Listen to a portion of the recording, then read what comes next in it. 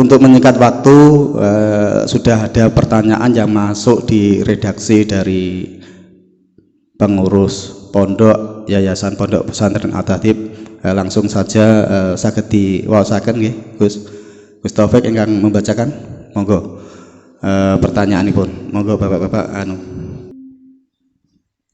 Iki pertanyaan saking Mas Miftahul Ansori. Assalamualaikum warahmatullahi wabarakatuh, Gus. Assalamualaikum. Ada keterangan dalam salah satu kitab yang menerangkan bab seputar haid. Di situ dikatakan kalau seorang wanita yang suci dari haid di waktu asar, maka orang tersebut wajib qodok sholat duhur atau isya. Nah, ini tulisannya ngeten ya. Kalau seorang wanita yang suci dari haid di waktu asar, maka orang tersebut wajib qodok sholat duhur atau isya wajib qodok sholat maghrib. Oh, maksudnya ngoten. Maksudnya niki kalau seorang wanita yang suci dari haid di waktu asar, maka orang tersebut wajib qodok sholat duhur. Atau jika haidnya di waktu isya, suci dari haidnya di waktu isya, maka wajib qodok sholat maghrib. Kalau dia kedatangan haid duhur, dia belum sholat duhur. Kalau dia sudah suci, maka dia wajib qodok duhur dan asar. Ini tulisannya ini, atau maghrib lah. Terusanipun, la umpamanipun dia haid 5 hari, kemudian suci 2 hari, lalu haid lagi, maka kalau dia puasa, maka puasanya yang dilakukan yang 2 hari tersebut dia hukumi puasanya tidak sah, karena batas masa haid maksimal cuma 15 hari. Jadi yang 2 hari terhitung masih dalam waktu haid. Sekarang yang saya tanyakan terus Mas Miftahul Ansori niki, bagaimana hukum rambut atau kuku yang terlanjur dia buang karena dia menyangka sudah suci, nggak taunya ternyata masih berlanjut lagi haidnya. Bagaimana nasib rambut dan kuku yang terlanjur dibuang, yang kalau dicari lagi untuk disertakan waktu keramas atau sesuci, kalau dia sudah benar-benar suci, serasa nggak mungkin dapat dilakukan karena sudah terlanjur berserakan. Makaten pertanyaan kula Gus, pripun? Assalamualaikum warahmatullahi wabarakatuh. Bismillahirrahmanirrahim. Aqallul haiti yaumun wa lailatun wa ghalibuhu situn aw sab'un wa aktsaruhu khamsata asyara bilayaliha. Jadi haid itu kalau berbicara masalah haid, darah tabiat, darah yang merupakan bawaan fitrah perempuan, itu paling sedikitnya 1 hari 1 malam, dalam arti 24 jam. Paling umum ghalibuhu 6 hari atau 7 hari. Paling banyak yaitu 15 hari. Kalau 1 hari 1 malam itu 24 jam disyaratkan darahnya itu terus menerus. Kalau 15 hari tidak disyaratkan terus menerus, melainkan meskipun terputus-putus. Misalnya hari pertama, tanggal pertama itu haid, tanggal kedua, ketiga suci, terus maksudnya nakok, bersih dari haid, tanggal keempat haid lagi. Lah di total antara tanggal 1, 2, 3, 4, 5 sampai 15, kalau mencapai jumlah totalnya 24 jam, maka disebut darah haid. Lah 1 hari misalnya keluar darah 6 jam atau 4 jam, 2, 3, kosong, 4 keluar darah lagi, 5 kosong, 6, 7 dan seterusnya sampai 15 hari. Kalau di total jumlahnya 24 jam, maka dihukumi darah haid. Terus gini, masalah dilihat dari masalah haid, kapan mengodok sholat. Kalau haidnya itu mulai haid itu misal itu subuh, berarti dia nanti ketika suci harus mengkodok sholat subuh dengan syarat dia itu pas waktu haid pertama subuh dia belum melakukan sholat subuh. Kalau sudah berarti tidak mengkodok. Kalau haidnya dia itu zuhur, maka ketika suci dia harus mengkodok sholat zuhur dan asar. Alasannya apa? Misalnya dia belum sholat zuhur, kalau dia sudah sholat zuhur berarti dia tidak perlu mengkodok sholat zuhur. Kalau pas haidnya masuk sholat zuhur dia belum sholat zuhur, maka dia wajib mengkodok sholat zuhur dan asar, karena sholat zuhur dan asar itu termasuk mahalnya jamak. Zuhur asar bisa dijamak, maka harus dikodok kedua-duanya. Jika dia haidnya itu asar, kemudian tatkala dia suci, dia harus mengkodok sholat asar mawon. Jikalau haidnya dia itu maghrib, maka ketika suci harus mengkodok sholat maghrib dan isya, karena maghrib dan isya itu mahalnya mahal jamak. Kalau sholat isya ya hanya sholat isya. Sekarang dibalik, misalnya dia itu sucinya subuh, maka dia harus mengadak sholat subuh. Kalau sucinya itu zuhur, dia harus mengadak sholat zuhur, kodok sholat asar. Kalau sucinya itu asar, maka dia harus mengadak sholat asar. Ini bulat betul nih. Terus ngeten mohon bika mohon risalatul mahid ngoten nggih. Lah sekarang gini, gue bingung gue kok terlalu kathah Gus letter.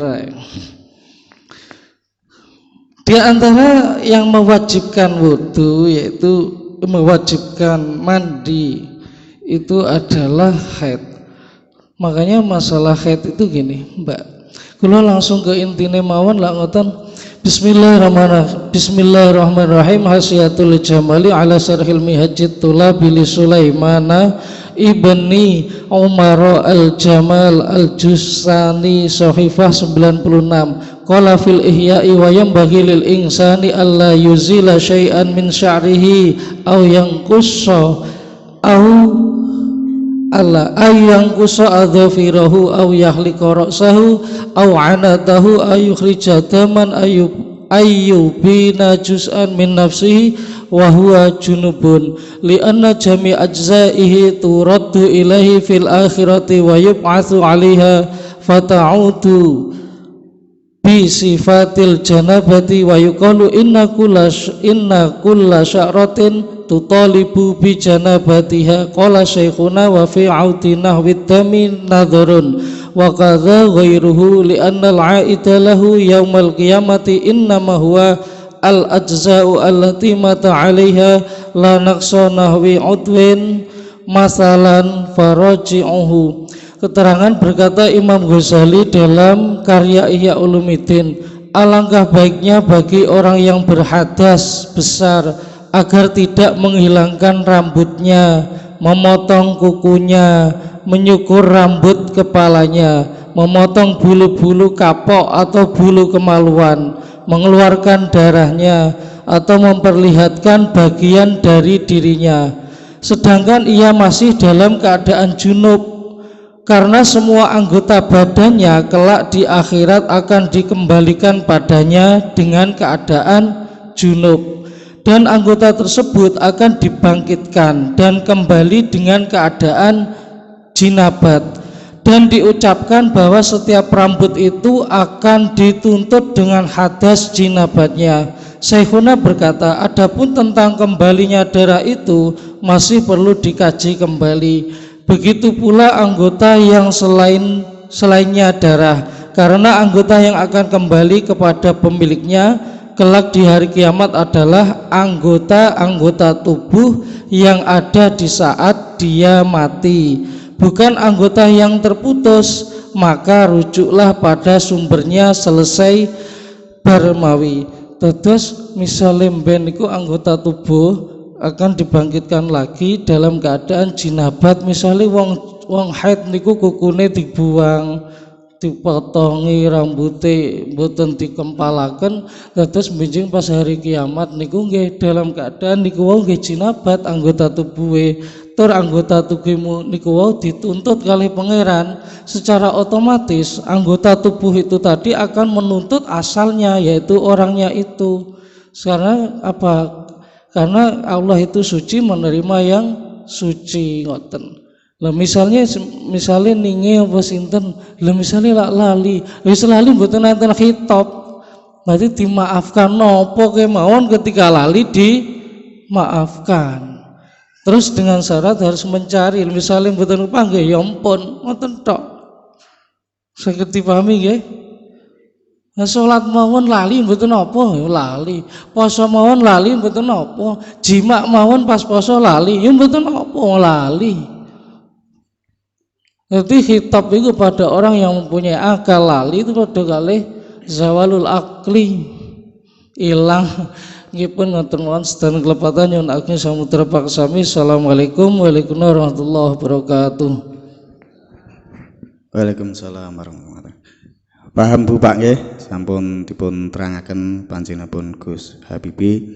Monggo para bapak saha para ibu ingkang badhe tanglet nggih bab menapa kemawon, saged bab zakat, bab poso maupun nggih.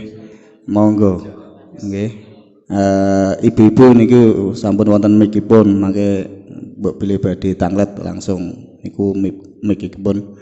Lan bapak-bapak ingkang dateng musala mangke saged nggih langsung kemawon. Monggo saking ibu riyen apa bapak riyen? Monggo. Assalamualaikum warahmatullahi wabarakatuh. Waalaikumsalam warahmatullahi wabarakatuh. Ngapunten Gus Habibi,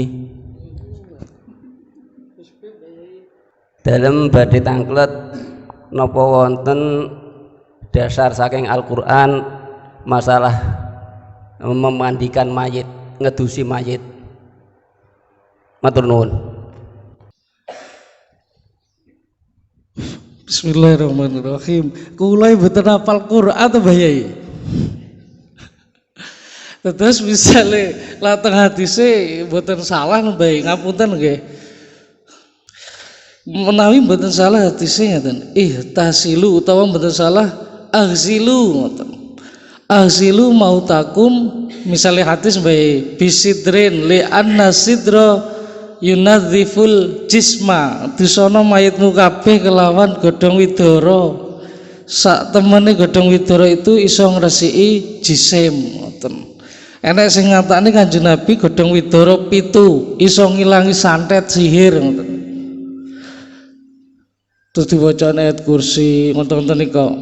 Lah teng Al-Qur'ane mboten ngertos, Gusti menawi sing ngertos. Terus teng fikih ya kados biasanipun tajisul janazati arbaatun. Yang pertama yaitu memandikan, yang kedua mengkafani, yang ketiga mensolati, yang keempat memakamkan. Nah, fikih ngoten. Al-Qur'an mboten paham Mbah Yai, ngapunten.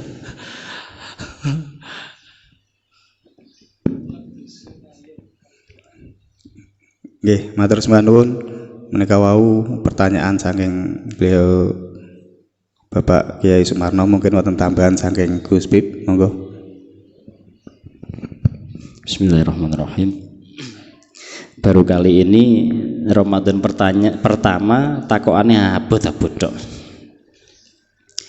Takok khet, sing ditakoki ora tahu. Terus nek ku nyauri piye? Iku kudu konsultasi ambek bojoku sik iki maksudnya. Nggih, jadi secara teori ngeten nggih. Kula sebenarnya belum nangkep pertanyaannya secara pasti asine ngoten. Cuma ngeten mawon, kok mbuh incer mbuh ora, Mas Mif nggih, mungkin nek dereng incer Kita diskusi lagi setelah ini. Bu Herni nggih endi mau? Ya, Ibu Herni ki asine ketoke iki. Jadi disebut haid itu apabila darah itu keluar dari wanita yang minimal usia 9 tahun. Niku sik. Dadi eneng bocah sak padha anakku ngenten iki, sedane Faiz ngenten iki. Kok keluar darah bisa disebut haid napa mboten? Ndak bisa. Masalahnya haid itu hanya keluar dari wong wedok sing berusia minimal 9 tahun. Pun nggih? Tuh satu. Terus yang kedua, waktu haid. Nah, jadi sebab Pak Habibie sampaikan usia haid, waktu haid itu tidak boleh kurang dari yaumun walailatun sedina wengi. Jadi minimal haid itu 24 jam. Sampean aja mbayangno iki bapak-bapak tak ceritani, ibu-ibu kan wis pengalaman. Sampean aja mbayangno wong wedok iku 24 jam kerane mili terus ngono. Ora ngono, mati no carane. Mboten ngoten haid niku. Haid itu punya siklus. Wah, angel iki. Yakin angel. Paham tapi jelasone angel. Sik, kalau tak konfirmasi ibu-ibu, haid itu biasane tanggale kan pancet mawon nggih, rata-rata. Oh, dibantah to wesan, kandhan niku. Maksudnya oh, lho, orang mesti ki nek biasanya tanggal 10 sampai tanggal 15 umpamane. Terus iso ulan ngarep tanggal 11 sampai 16. Kan maksudnya beda-beda tipis gitu kan? Nah, ngono lho aja mbok bantah. Artinya punya siklus. Sampean jangan bicara yang KB dulu. Nek KB wi ora kena mbok bakas kok kowe. Nek KB wi kok belas 3 wulan gak haid. Ngoten niku biasa nggih. Nah, tapi kok dibahas guri nek gelem sampean. Sampai setengah telu tapi. Haid cah bakasane ribet. Jadi niku dikumpulke. Umpamanya jenengan itu haid biasanya 6 hari atau 7 hari. Hari pertama biasanya sing rada akeh metune. Nggih ta mboten? Nah, sing pengalaman langsung heeh ngono. Hari pertama biasanya rada akeh iku dihitung jame rek. Dihitung jame. Pertama keluar itu berapa jam? Oh 3 jam. Tulis. No HP tulis 3. Terus prei gak metu blas. Koko jam 1 metu neh. Sak jam tulis 3 tambah 1. Ngono terus. Itu sampai biasanya jenengan haid itu 6 hari atau 7 hari. Itu sampai kumpulkan 3 jam tambah 1 jam tambah 5 jam tambah itu nek sama dengan 24 jam itu disebut darah haid dong. Nek ora sampai 24 jam berarti kuwi dudu haid. Sampean kudu ngijoli salate. Sing protes oleh lho iki. Aku mbok protes gak wedi ora tau haid to. Pantes saya maksudnya salah maksudnya loh gitu. Ndak gimana kira-kira begitu bisa diterima logika sehat? Gak terima gitu ya Ben. Terus jenengan dikatakan haid lagi itu harus suci dulu minimal 15 hari. Jadi sampean niku masa sucinya itu minimal 15 dino. Nek sampean lagi 12 dino kok wis metu darah neh, wis jelas dudu haid. Karena kaprai apa wa aksaruhu akeh-akeh haid itu adalah 15 hari. Berarti nek saulane 30 dino berarti sampean haid maksimum itu 15, sucine piro? 15. Jadi harus melalui suci minimal 15 dino. Nek lagi 10 dino kok wis metu neh dudu haid, mesti dudu. Haid itu duwe ciri-ciri.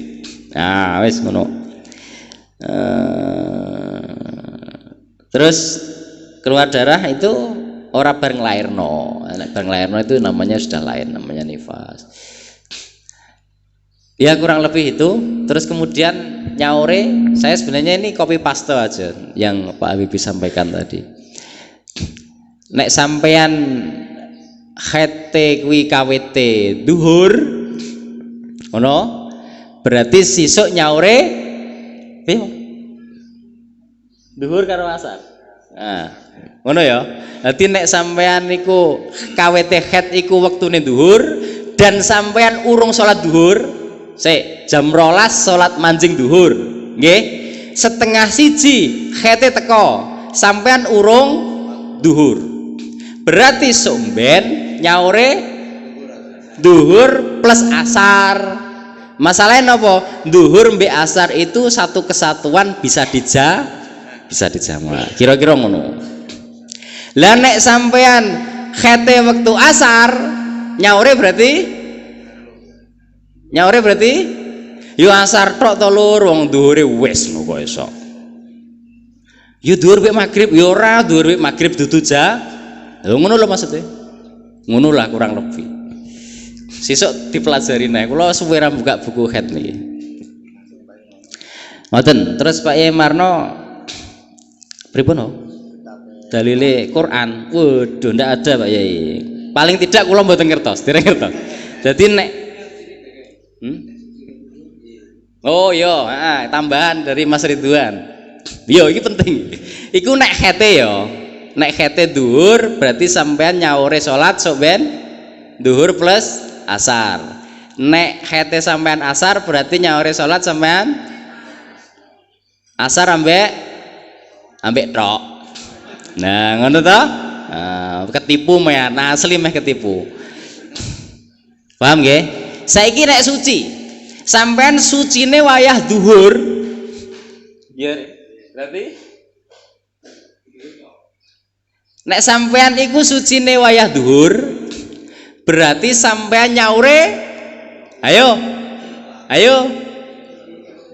oleh salah iki. Ketipu sing gak oleh. Nek sampean sucine itu wayah duhur, berarti sampean nyaure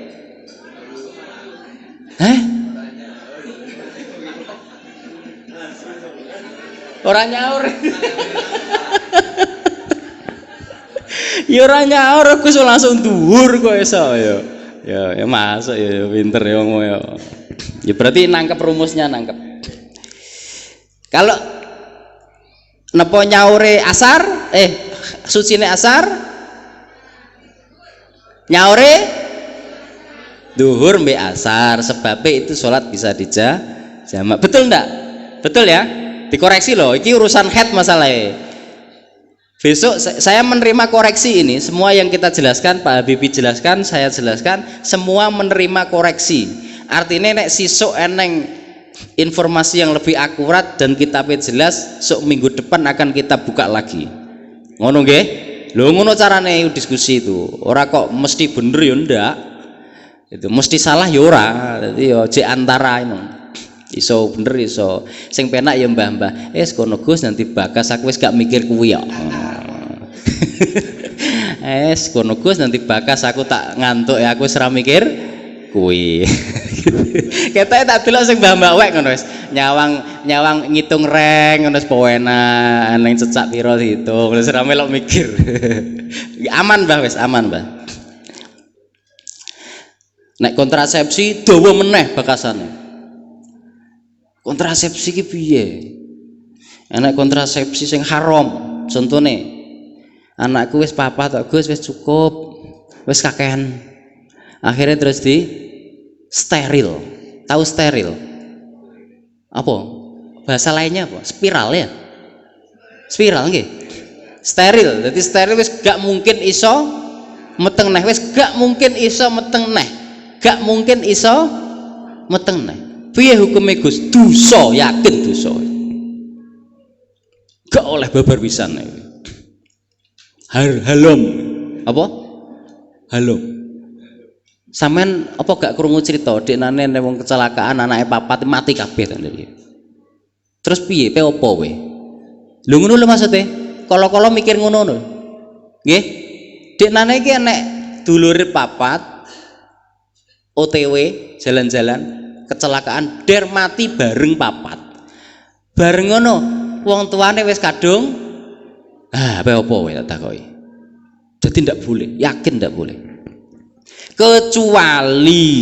Kecuali kalau memang dokter itu mengatakan iki wong iki nek hamil itu akan bahaya untuk dirinya, maka sebaiknya tidak hamil sehingga harus disteril. Ini beda dong ya. Jadi nek kenapa kok steril? Aku mah ndek anak neh dosa. Lah kenapa? Wedi nek gak kuat ngeragati bintu tambahan. Wa ma min dabbatin fil ardi illa 'alallahi rizquha. Pun. Niku yang pertama. Yang kedua Pak Yai Marno, sejauh ini kula dereng ngertos dalil Quran. Jangankan kok ngrumat mayit nggih. Carane salat kuwi nek Quran kula mboten nate nemu. Carane sembayang fardhu niku lho. Mboten nate nemu. Entene yo aqimis sholata li dzikri, aqimis sholata li duluki syamsi ila ghasaqil laili wa qur'anal fajr. Inna qur'anal fajri kana masyhuda kan gitu. Yo ora apal ndas sithik-sithik apal ngono lho. Aja muni kula mboten apal. Ngoten lho. Dadi jangankan kok sekecil ngedusi jenazah, sing salat fardhu niku mawon mboten dijelaskan di Quran. Jadi Kanjeng Nabi mau diperintah Gusti Allah kon sembayang fasolli li rabbika, terus fasolli li rabbika lha muni wanhar kok abot men kok wedi men nek salah maksudnya fasolli li rabbika wanhar fasolil lan salat sile rabbika maring pangeran sira aqimis sholata dirikanlah salat. Jadi mau ngono tidak ada carane rukuk piye, carane sujud piye, carane iktidal piye, tidak ada itu di Quran. Nek nok Quran ora nemok berarti sampean kudu goleki nok hadis. Nok hadis gak temok berarti jenengan kudu goleki ten kene ijma. Ijma kene kias, itu hukum-hukum Islam kita. Ngoten. Jadi sejauh yang saya tahu Mbah Yai nek ngedusi jenazah dalil Qur'ane kula dereng ngertos niku bisa jadi mboten enten wong carane salat mawon mboten enten ten Qur'an, tapi Kanjeng Nabi dawuh carane salat piye? Sallu kama raaitumuni usolli, kamu salatlah seperti aku salat. Ngoten. Lah Kanjeng Nabi iso salat diulang sapa? Ayo, sing iso jawab buka gratis. Yakin buka gratis, sego bungkus 3.000-an. Lho iya nek bengi kan eneng bakul liwat sego bungkus 3.000. Kok tak bungkus sama. Ayo, langganane Mas Amin. Quran mboten ngulang awake dhewe carane salat, betul? Ora eneng carane sujud ngene, carane rukuk ngene, ndak ada di Quran. Sampai elek gak ngarah nemok sama. Nek gak nek no Quran berarti sampean kudu golek no hadis. Hadis Kanjeng Nabi dawuh sallu kama raaitumuni usolli. Kowe salat padha mbek aku nek pas salat. Mesti ngene, Kanjeng Nabi dawuh, Kanjeng Nabi carane salat niku terus pundi? Awake dhewe dikongkon salat karo Gusti Allah. Kanjeng Nabi jawabe, ya aku nek salat kuwi tiruwen gitu. Itu ya. Nah, pertanyaan saya, terus sing ngulang Kanjeng Nabi salat iki sapa? Ayo.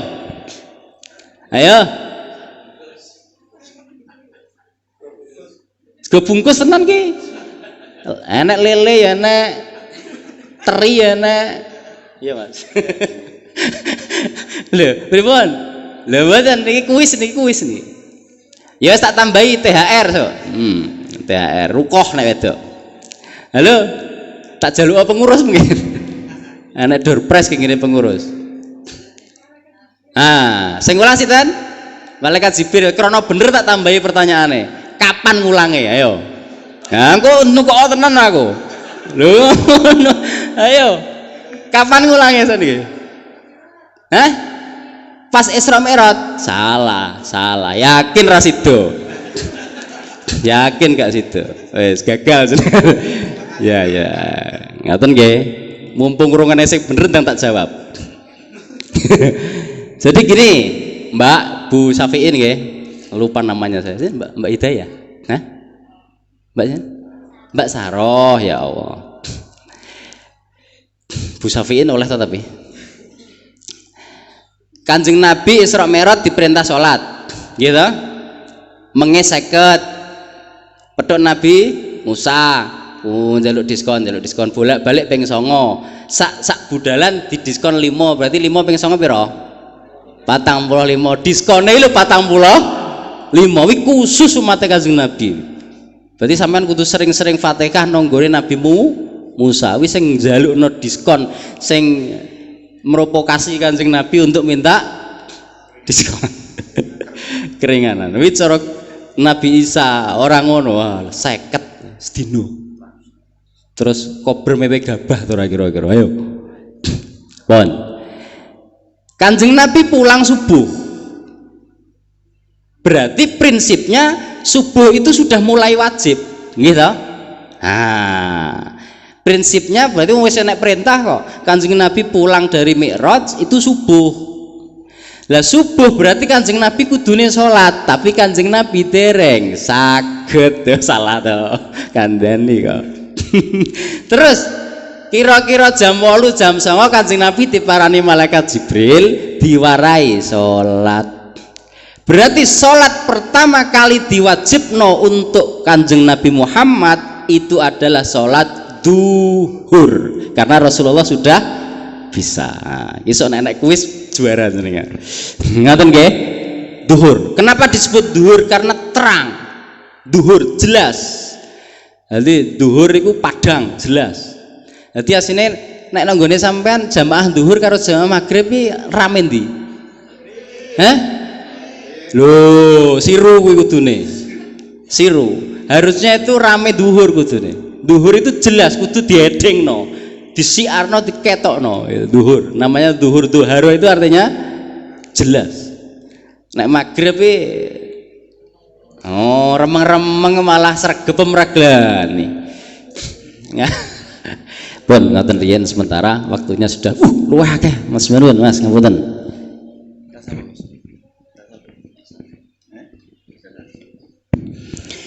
Ya, terima kasih panjenenganipun narasumber kang sampun maringi wawasan ilmiah kula lan panjenengan sedaya lan monggo kita tutup kegiatan bulan suci Ramadan wonten ing siang punika kanthi tasawuf serta istighosah mugi-mugi kula lan panjenengan sedaya saged panggihan malih minggu benjing mugi-mugi sedaya kemawon dipun paring kesehatan saged rawuh datang kegiatan minggu pagi berikutipun kula cekapi sak manten kemawon kula akhiri bila taufik wa hidayah wa ridha wa rinayah wassalamualaikum warahmatullahi wabarakatuh.